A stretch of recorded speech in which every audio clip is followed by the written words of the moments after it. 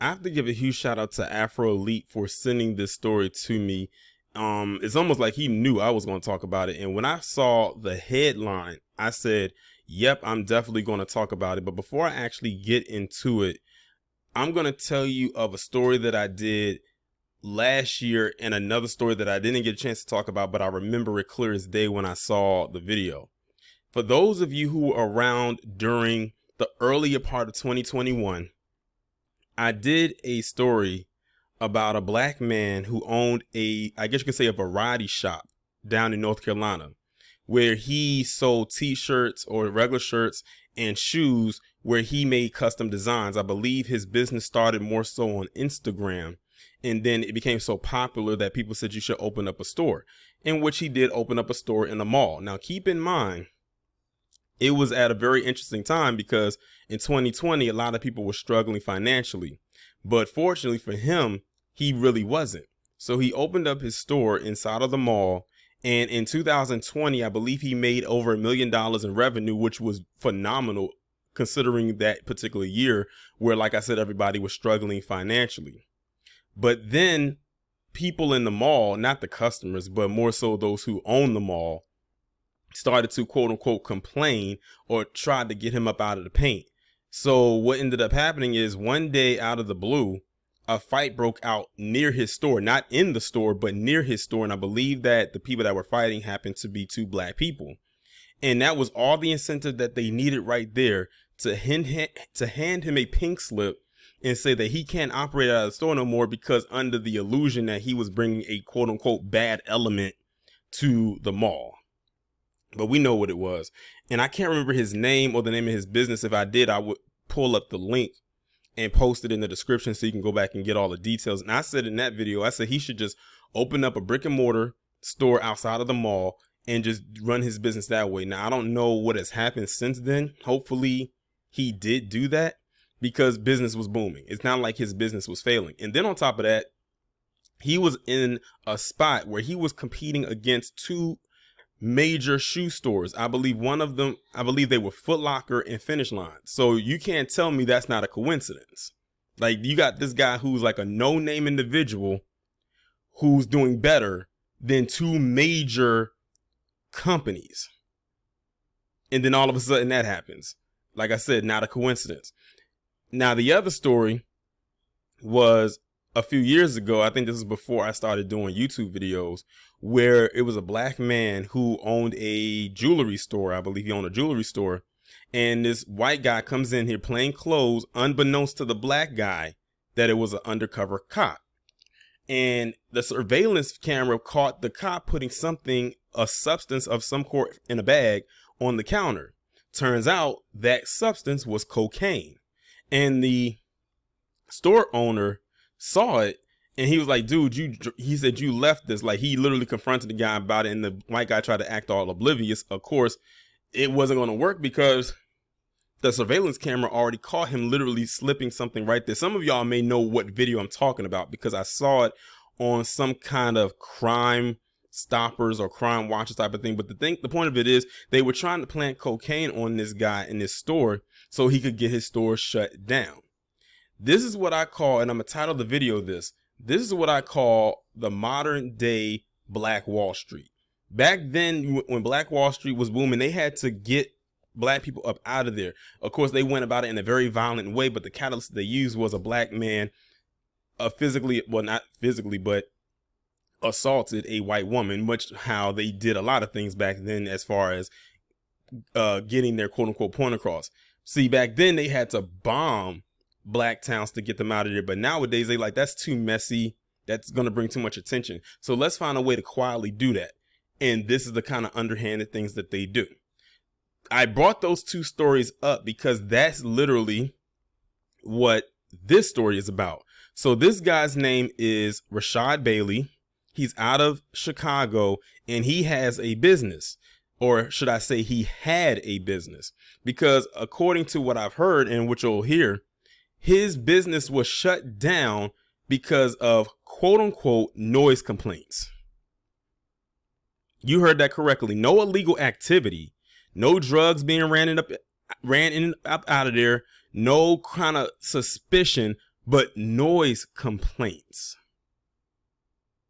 And when you think of the type of business that he had, it's like, huh?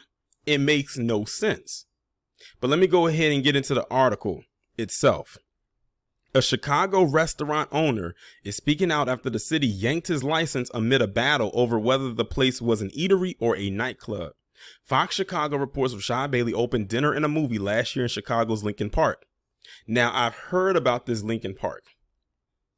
And to my subscribers in Chicago, Lincoln Park, isn't that a place that's being gentrified right now or has been gentrified?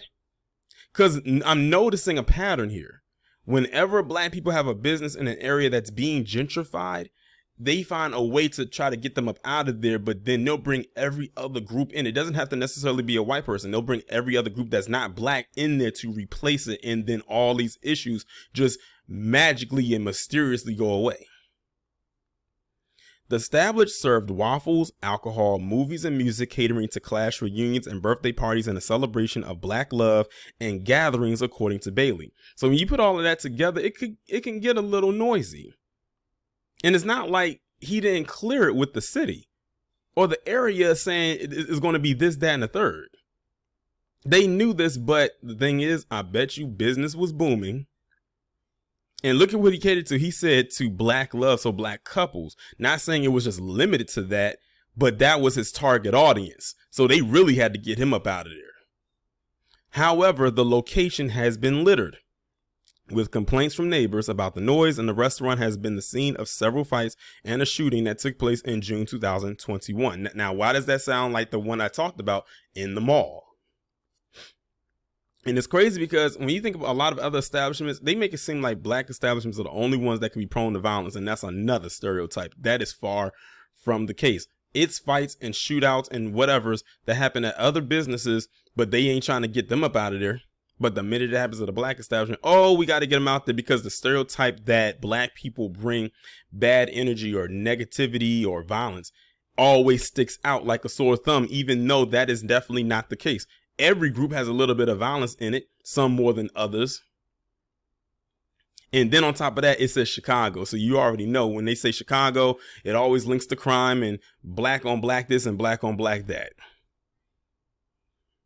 The Department of Business Affairs and Consumer Protection revoked Dinner and a Movie's business license last Friday after a months-long battle, saying the restaurant acted more like a tavern and failed to take steps to correct nuisance complaints. Bailey, however, says his business was targeted by police as soon as he opened. This year, during hearings with the city, I found out I had about 10 undercover officers in my restaurant within a week's time of me opening, with no incidents happening, Bailey told Fox. So it was almost like this guy was under watch or under a surveillance from the second he opened. Like they was watching him like a hawk immediately. The Dinner and a Movie owner added, Chicago police have harassed his business by frequently showing up in large numbers unannounced. A video a month after the shooting took place shows police breaking into Dinner and a Movie after a shooting took place across the street. The restaurant, however, was closed when the shooting took place. Bailey told Block Club Chicago the city's business department began investigating the restaurant shortly after it opened for selling liquor beyond its license. At the time, the department revoked Dinner and a Movie's privileges to serve lunch and operate past midnight. Additionally, Bailey blamed the restaurant's closing on neighbors who made fake complaints due to the restaurant's large black customer base. Yelp reviews for the establishment say the restaurant had a small menu, security pat-downs at the entrance, and a cover charge. Bailey said he is done fighting City Hall and instead will leave the Windy City, calling the situation racism. So look at that. They literally had even people on Yelp reviews leaving bad reviews that were probably false reviews, they literally sabotaged this man's hard-earned work. And like Afro said in the chat, these are the same people that will tell black people to pull themselves up by their bootstraps. And listen, I don't listen when they say that. These are the same people that say that we're lazy and shiftless and all types of things. But the minute that we do something for ourselves, like this guy was creating an environment for black people to literally just chill. And they don't even want that. It's crazy because at one point there was segregation, but I'm going to be completely honest with you. I don't think they wanted segregation any more than black people wanted integration. I'm going to say that again. I don't think they wanted segregation any more than black people wanted integration. And I don't even think a lot of black people wanted integration at that, but they saw something that they could get out of that. So they did it anyway, which was money. Now, here's a black man that's creating an environment that's a chill, kickback place for black people to just chill out, majority black people, because that's his target. And he's making all this money. They don't want that. They watch. You're going to probably have another person come in, a non-black person, most likely white, that's going to come in and try to do the same thing he did, and there's going to be no issue. That's really what it is. They're going to try to find a way to bite off of this man's idea because they're not original. And it's a shame. This guy literally had something good going. He had a good thing going. And immediately, he said, after they opened up, they started to pretty much survey his place of business immediately. Like, they saw him from a threat from the minutes he said, "Welcome to my establishment." From the second he opened his doors, they were ready to close them. This is racism, Bailey told Chicago Block Club. They're putting crime and the problems of the city on me. They see black music, black people, and they think that's the problem. And that's the whole article right there. Let me give kudos to this man right here for even coming up with the concept of this, because that's a dope concept and a dope idea that he did. It's a shame that he had to go through all of that from day one. From day one, this guy had issues with the city. They did not want him there. They like I said, with the other two stories, they saw him as a threat, and that's the way it is with a lot of black people who try to open businesses. They see them as a threat. I'll give you another one. There was another lady, I believe in Indiana or Illinois, who tried to open up a beauty supply shop, but they wouldn't let her do it because they said, according to them, she was too close to Asian owned shops. Really what it was is that if she opened up her shop there, she probably would have took their business, because black people probably would have gone to her. So what did she do? She packed up all her stuff. She left the state, she left the establishment and flew all the way over to Japan and opened up what would have been her shop over there. And now she's making money on their turf, which I thought was one of the smartest things that she could have done. But she should not have had to do that. She should have been able to do that in her hometown. She should not have had to uproot everything and then leave the establishment. But I mean, that's what she did. That was her prerogative. And that's what worked out for her. But this guy right here, he got railroaded from jump. Like I said, he had everything that could have worked for him work against him. That's why I said, don't believe the lies when they try to say that black people don't want to work or black people don't want to do anything or that they're lazy, that they're shiftless. No, it's that black people try to do things, but then this stuff happens. And this stuff happens more often than people care to admit. This is not a one-off situation. This is not a unique situation. This is more common than people think.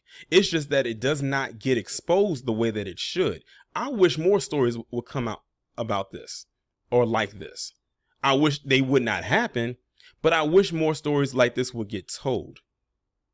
Now, of course, they're going to try to push back and get some say, no, it's not racism. It's what we said it is. Of course it is. I'm white and I say so. That's their doctrine. That's their whole mantra. If we say it was this, then it was this.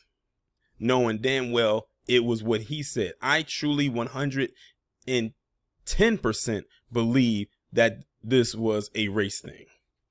This is a black man right here setting up shop in a most likely nice area, and most likely because he didn't set it up in the hood or in the projects. You know, it's because he set it up in a nice place and they didn't want that there. They didn't want all the darkies to come down there and quote unquote mess up what they had going on. That's why I said, is this Lincoln Park gentrified? That's what I wanted to know. Is this gentrified? Because this Lincoln Park sounds like a gentrified area to me. It's just really a shame that he said that he's going to have to leave the Windy City and open up shop elsewhere where he won't have these issues. But from day one, they was messing with him. He was literally being watched like a hawk, or like he was a part of the Big Brother program from the minute he opened his doors. and until the day he closed them. Now watch, they ain't gonna be complaining after this. I bet you they won't. But that's gonna conclude my commentary on this story right here. Y'all let me know what y'all think down in the comments. Make sure to like, comment, and share. Also be sure to hit that bell to be notified whenever I upload a new video or go live. Also be sure to have your notifications set to all on your mobile devices as well, and I will talk to you in the next one.